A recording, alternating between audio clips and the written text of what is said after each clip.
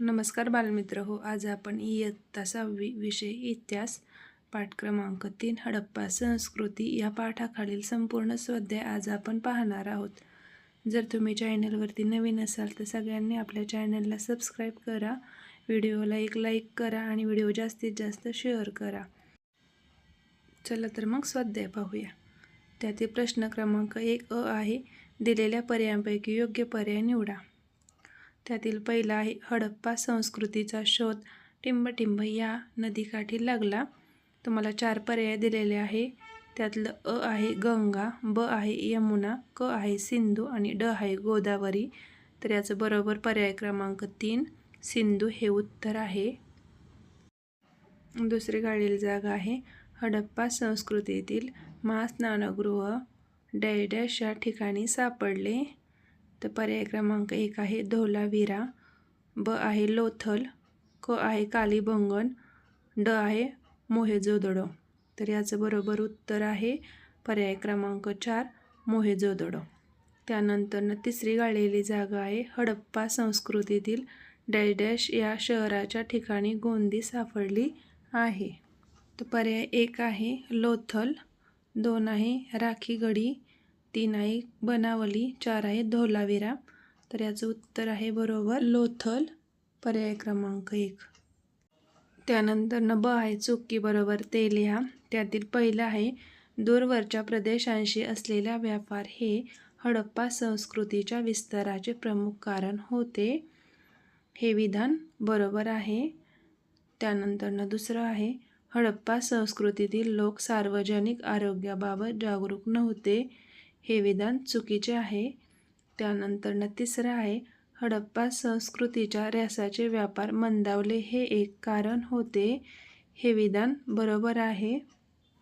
त्यानंतर प्रश्न क्रमांक 2 संकल्पना चित्र पूर्ण करा. हडप्पा संस्कृतीची वैशिष्ट्ये. तर पहिला आहे नगररचना, दुसरा आहे सांडपाण्याची व्यवस्था, तिसरं आहे लेख असलेल्या मुद्रा आणि चौथं आहे महास्नानगृह, 5वं आहे मुद्रा भांडी आणि 6वं आहे घरबांधणी. त्यानंतर पुढचा प्रश्न आहे ब, शब्दकोड्यातून उत्खनातील नगरांची नावे पूर्ण करा. तर हडप्पा हे पहिलं आहे, दुसरं आहे लोथल, तिसरं आहे मोहेंजोदडो आणि चौथा आहे धोलावीरा, 5वं आहे राखीगढ आणि 6वं आहे कालीबंगन. त्यानंतर पुढचा प्रश्न आहे प्रश्न क्रमांक 3, टिपा लिहा. तर त्यातील पहिले आहे मोहेंजोदडो येथील महास्नानगृह. तर उत्तर आहे मोहेंजोदडो येथील महास्नानगृह हे या काळातील स्थापत्याचा एक विशेष नमुना आहे. महास्नानगृह आणि आसपासचा परिसर या भागामध्ये काही धार्मिक विधी केले जात होते असे काही विद्वानांचे मत आहे. महास्नानगृहाचे एक मोठे जलकुंड आहे. त्याची लांबी सुमारे 12 मीटर इतकी आहे. ते पक्क्या विटांनी बांधलेले होते. त्यात पाणी भरण्यासाठी आणि पाणी बाहेर काढण्यासाठी खास तंत्रज्ञान वापरले गेले होते, ज्याच्या आजूबाजूला छोट्या खोल्या होत्या.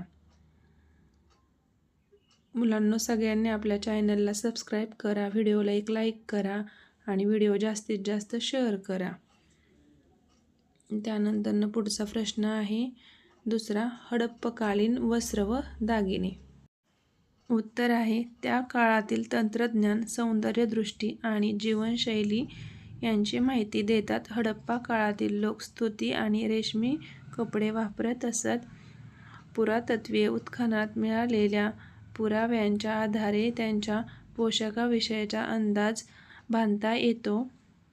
पुरुष आणि महिला दोघांच्याही पेहरावात गुडघ्यापर्यंतचे वस्त्र आणि उपरणे यांचा समावेश होता.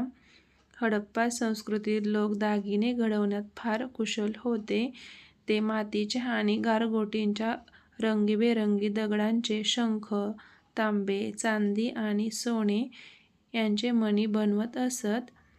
त्यांना इतर देशात, विशेषतः मेसोपोटेमियामध्ये मोठी मागणी होती. हडप्पा संस्कृतीचे लोक हार, कर्णभूषणे, बाजूबंद, बांगड्या, अंगठ्या, कंबरपट्टा या अलंकाराचा वापर करत असत.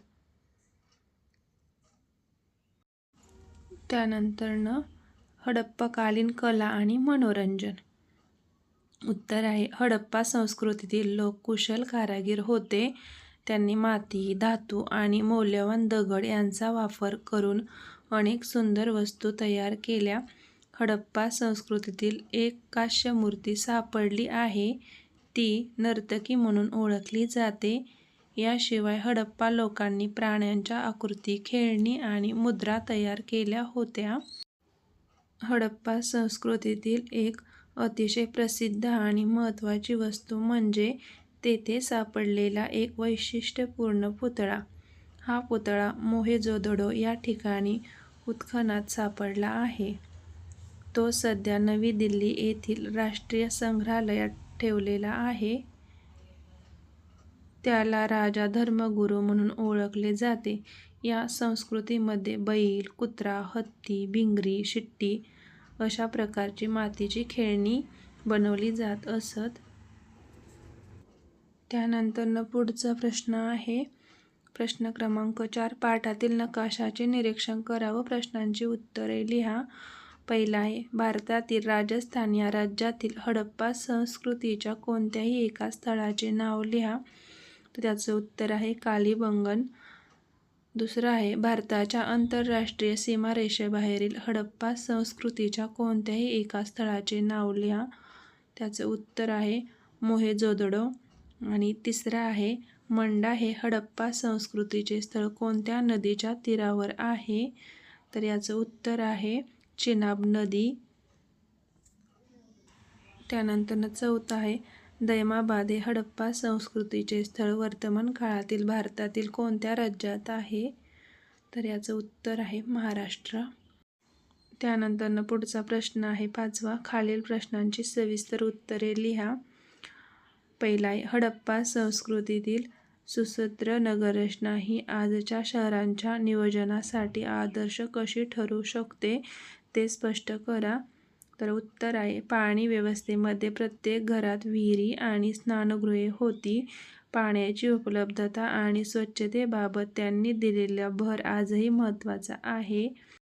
हडप्पा संस्कृतीतील रस्ते एकमेकांना काटकोनात छेदत असत, ज्यामुळे नगराचे आयताकृती खंड पडत. आजही ग्रीड प्रणालीवर आधारित शहरांसाठी हे उत्तम उदाहरण आहे. प्रश्न दुसरा आहे हडप्पा संस्कृतीची अर्थव्यवस्था उतरणीला का लागली. त्याचं उत्तर आहे हवामानातील बदल आणि दुष्काळ. मान्सूनचे प्रमाण हळूहळू कमी झाल्यामुळे सिंधू नदीच्या खोऱ्यात दुष्काळाची परिस्थिती निर्माण झाली. त्याचा शेतीवर मोठा विपरीत परिणाम झाला.